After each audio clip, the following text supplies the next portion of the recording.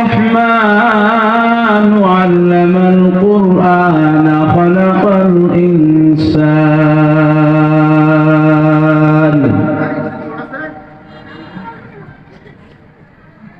وقال رسول الله صلى الله عليه وسلم خيركم من تعلم القرآن وعلمه وقال النبي صلى الله عليه وسلم يقال لصاحب القرآن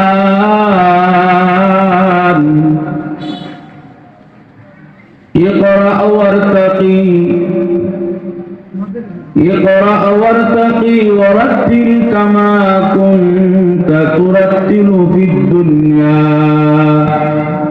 فإن منزلتك عند آخر آية تقرأها صدق الله العلي العظيم وصدق رسوله النبي الكريم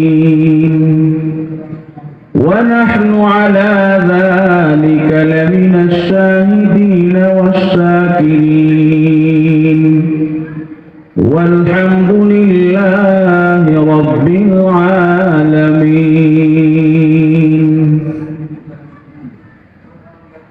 ومعزز थे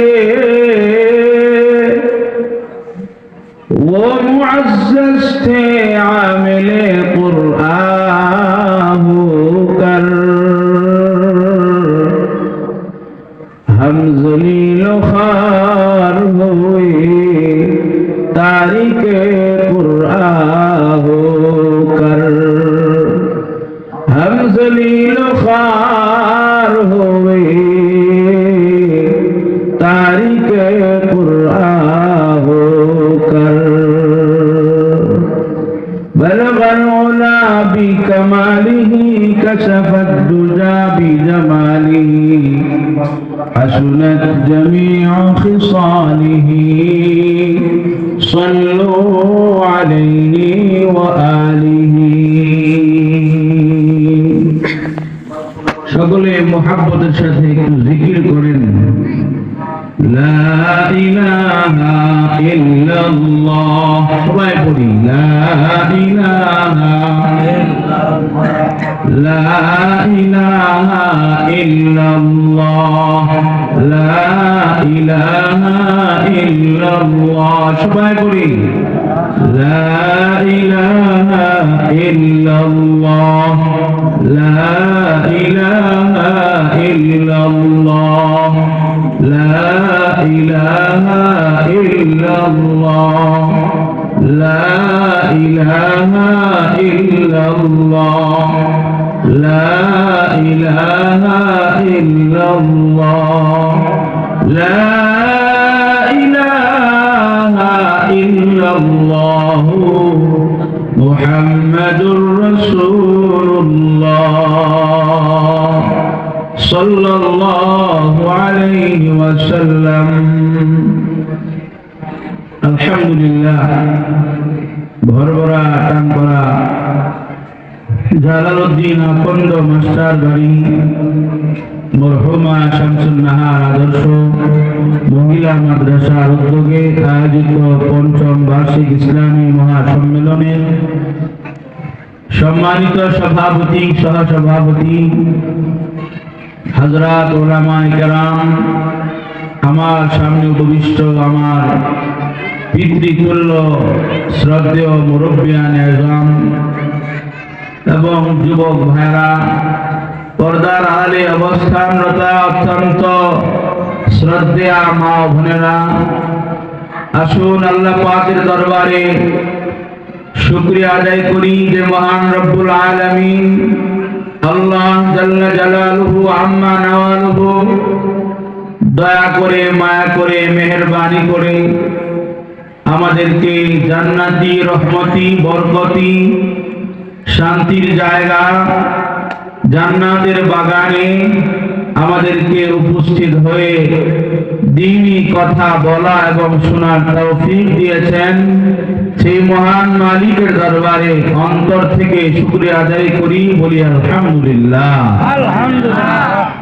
আবারও শুকরিয়া আদায় করে বলি আলহামদুলিল্লাহ। আলহামদুলিল্লাহ। সমস্ত প্রশংসা কার? আল্লাহ। আওয়াজ করে বলেন, সমস্ত প্রশংসা কার? আল্লাহ। আমাদের স্রষ্টা, আমাদের মালিককে। আমাদেরকে আসার বসার তৌফিক কে দিয়েছেন? আল্লাহ। জবান খুলে বলেন, কে দিয়েছেন আমাদেরকে আসার তৌফিক? আল্লাহ।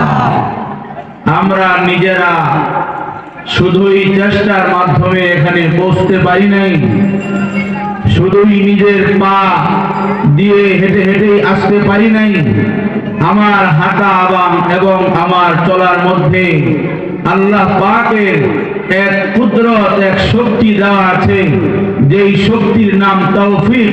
সেই তৌফিকের মাধ্যমে আমরা এই পর্যন্ত পৌঁছেছি। কথা বলেন ঠিক না বেঠিক? সব কিছুর মালিক আল্লাহ, সব কিছুর মালিক আল্লাহ। মুহতারাম হাজিরিন, আমরা জানি, অবগত আছি, আজকের মাহফিল একটি দ্বীনি শিক্ষা প্রতিষ্ঠান মরহুমা শামসুন নাহার আদর্শ মহিলা মাদ্রাসাকে কেন্দ্র করে। যেই মাদ্রাসা যেই বিদ্যা এখানে শিক্ষা দেওয়া হয়, যেই পাঠ্য পুস্তক এখানে পড়ানো হয়, এই সবগুলোর সম্পর্ক দুনিয়ার কোন শিক্ষার সাথে নয়। এই শিক্ষার সম্পর্ক স্বয়ং আল্লাহ পাকের সাথে, বলেন সুবহানাল্লাহ। এই বিদ্যার সম্পর্ক স্বয়ং আরশে আজিমের সাথে। এই শিক্ষার সম্পর্ক মুহাম্মদুর রাসূলুল্লাহ সাল্লাল্লাহু আলাইহি ওয়াসাল্লামের সাথে। এই শিক্ষার সম্পর্ক গারে হেরার সাথে। এই শিক্ষার সম্পর্ক হযরত জিবরাইল আমিনের সঙ্গে। এই শিক্ষার সম্পর্ক আসমানের সাথে, বলেন সুবহানাল্লাহ। জাগতিক কোন শিক্ষা কেন্দ্র, জাগতিক কোন বিদ্যালয় এটা নয়। দ্বীনি শিক্ষার মার্কাজ, দ্বীন শিক্ষার প্রাণ কেন্দ্র, এলমে দ্বীন শিক্ষার প্রাণ কেন্দ্র, এটার নাম হচ্ছে মরহুমা শামসুন নাহার আদর্শ মহিলা মাদ্রাসা। এখানে কি শিক্ষা দেওয়া হয়?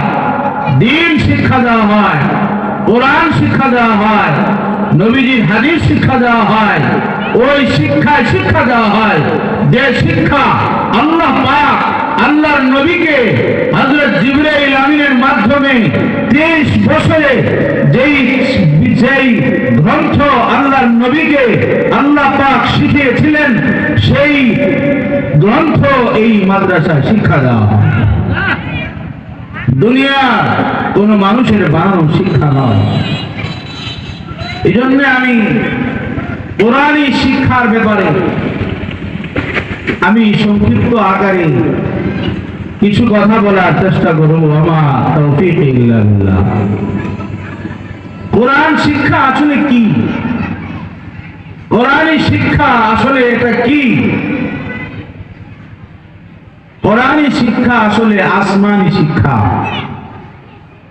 আল্লাহ প্রদত্ত শিক্ষা, আল্লাহর পক্ষ থেকে নাযিলকৃত শিক্ষা,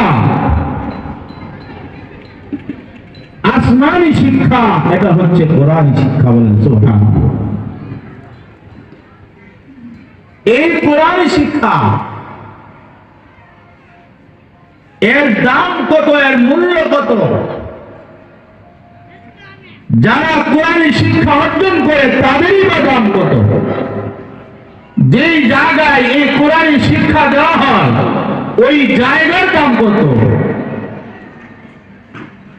আসুন প্রথমে আমরা জানি, আলোচনা করি এই কোরআনী শিক্ষার দাম কত, মূল্য কত এই কোরআনী শিক্ষা। قال رسول الله صلى الله عليه وسلم من قرأ حرفا من القرآن فله حسنة والعشرة والحسنة بعشر أمثالها আল্লাহর হাবিব বলেন, যেই ব্যক্তি কোরআনে কারীমের একটা হরফ শিখবে, কোরআনে কারীমের একটা হরফ পড়লো, কয়টা হরফ জুড়ে বলেন আওয়াজ করে, কয়টা হরফ? সবাই পড়েন, কয়টা হরফ পড়লো? সবাই বুঝতেছেন না কথা? মান কারা হারফাম মিনাল কুরআন, নবীজি বলে যারা কোরআনে কারীমের একটা হরফ পড়লো, একটা হরফ পড়লো, নবীজি বলে ফালাহু হাসানাহ, যে পড়বে পড়নেওয়ালার আমলনামায় আল্লাহ পাক সাথে সাথে কমপক্ষে একটা নেকি দিয়ে দিবে। এরপরে নবীজি বলেন ওয়াল হাসানাতু বিআশরি আমসালিহা, এই একটা নেকিকে 10 গুণ বাড়ানো হবে। অর্থাৎ যদি কেউ কোরআনে পাকের একটা হরফ পড়ে, তার আমলনামায় সাথে সাথে কমপক্ষে 10টা নেকি লিখে দেওয়া হবে। কয়টা নেকি বলে? কয়টা নেকি? 10টা নেকি কমপক্ষে দেওয়া হবে। যদি কোনো ব্যক্তি কোরআনে কারীম দাঁড়ায় তেলাওয়াত করে, নামাজের অবস্থায় তেলাওয়াত করে, তার আমলনামায় প্রতি হরফে আরো শত শত গুণ নেকি বাড়িয়ে দেওয়া হবে। যদি কোনো ব্যক্তি কোরআনে কারীমের তেলাওয়াত রমজান মাসে করে, তার আমলনামায় আরো শত শত গুণ বেশি নেকি দেওয়া হবে। যদি কোনো ব্যক্তি কোরআনে কারীম তেলাওয়াত করে, মক্কা মদিনায় তেলাওয়াত করে, কাবা ঘরে তেলাওয়াত করে কোরআনে কারীম, তার আমলনামায় বেশি নেকি লেখা হবে। তাহলে কোরআনে কারীম কেমন একটা মূল্যবান কিতাব! একটা হরফের মূল্য কত! একটা শব্দের কথা বলা হয় নাই, একটা হরফ যদি কেউ পড়ে, তার আমলনামায় সাথে সাথে আল্লাহ পাক একটা নেকি দিয়ে দেয়, বলেন সুবহানাল্লাহ। আর একটাকে 10 গুণ বাড়ানো হয়, অর্থাৎ একটা হরফ পড়লো, তার আমলনামায় কমপক্ষে 10টা নেকি লেখা হবে। সুবহানাল্লাহ, কত দামি এক কিতাব, কত দামি এক কিতাব আল্লাহ তাআলা নবী সাল্লাল্লাহু আলাইহি ওয়াসাল্লামকে দান করেছেন। এজন্য কোরআনে কারীম বড় দামি এক কিতাব। কোরআনে কারীম যারা পড়বে, কোরআনে কারীম যারা পড়বে, আল্লাহর হাবিব সাল্লাল্লাহু আলাইহি ওয়াসাল্লাম তাদেরকে সর্বশ্রেষ্ঠ মানুষ বলে ঘোষণা করেছেন, বলেন সুবহানাল্লাহ। قال رسول الله صلى الله عليه وسلم خيركم من تعلم القرآن وعلمه। আল্লাহর হাবিব বলেন, তোমাদের মধ্যে সর্বোত্তম ওই ব্যক্তি যারা কোরআনে কারীম নিজেরা পড়ে এবং এই কোরআনে কারীম অন্যদেরকে পড়ায়। যারা কোরআনে কারীম নিজে শিখে এবং কোরআনে কারীম অন্যদেরকে শিখায়, আল্লাহর নবী বলে খায়রুকুম, তোমাদের মধ্যে তারাই হলো সর্বোত্তম, সর্বশ্রেষ্ঠ। সর্বশ্রেষ্ঠ মানুষ হবে তারা যারা কোরআনে কারীম শিখবে এবং কোরআনে কারীম অন্যকে শিখাবে। সুবহানাল্লাহ, কত দামি ভাই, কত দামি এক কিতাব আল্লাহ তাআলার কোরআন, আল্লাহর কালাম, কত দামি কালাম। অন্য এক হাদিসের মধ্যে আল্লাহ রাসূল বলেন, ইউকালু লিসাহিবিল কুরআন, কোরআন পড়নেওয়ালাকে হাসরের ময়দানে আল্লাহ তাআলার পক্ষ থেকে ঘোষণা করা হবে। ইউকালু, বলা হবে, লিসাহিবিল কুরআন, কোরআন পড়নেওয়ালাকে বলা হবে, জানিয়ে দেওয়া হবে, অর্ডার করা হবে, ইকরা ওয়ারতাকি ওয়ারাত্তিল, হে কারি সাহেব, হে আলেম সাহেব, হে হাফেজ সাহেব, তুমি কোরআনে কারীমের তেলাওয়াত করো, কোরআনে কারীম পড়ো, ওয়ারাত্তি ভেঙ্গে ভেঙ্গে ধীরে ধীরে কোরআন পড়ো। বলে ওয়াকরা ওয়ারতাকি, কোরআন পড়ো আর উঠো, কোরআন পড়ো আর উঠো। বলে কেন পড়বো আর উঠবো? ফাইন্না মানজিলাতাকা ইনদা আখিরি আয়াতিন তাকরাউহা। কেননা তুমি কোরআন পড়ো, কোরআন পড়তে থাকো আর উঠতে থাকো, পড়তে থাকো আর উঠতে থাকো।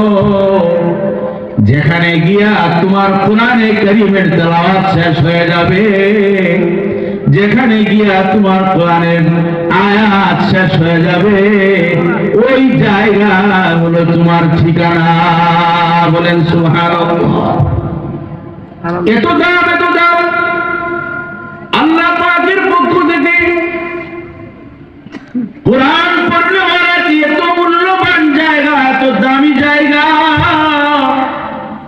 এত সম্মানিত জায়গা, এত উপরে আল্লাহ পাক কোরআন পড়নেওয়ালাকে দান করবেন।